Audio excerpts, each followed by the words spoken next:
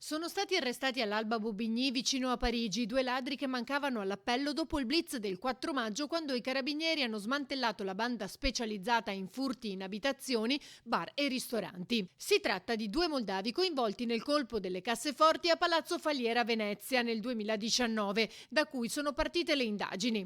Avevano rubato monili in oro, orologi e contanti per un valore di oltre €500.000.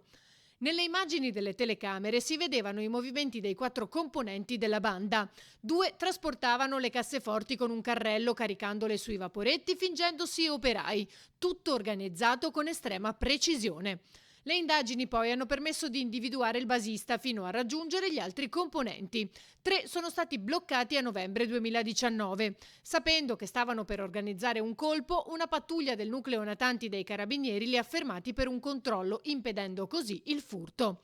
Alla fine i militari hanno ricostruito l'intero gruppo, 10 persone tra rumeni e moldavi che agivano tra Venezia e la provincia di Treviso e che tra aprile e dicembre 2019 avevano messo a segno almeno 12 furti o tentati tra esercizi pubblici e ristoranti, come nel caso di Mogliano. Quasi tutti sono stati raggiunti tra le province di Venezia, Verona, Bologna e in Romania, portando a 8 misure cautelari, di cui 3 in carcere, 2 domiciliari e 3 obblighi di firma. All'appello mancavano gli ultimi due, che nel frattempo erano riusciti a lasciare l'Italia ignari del fatto che i loro spostamenti erano tenuti sotto controllo, fino all'arresto.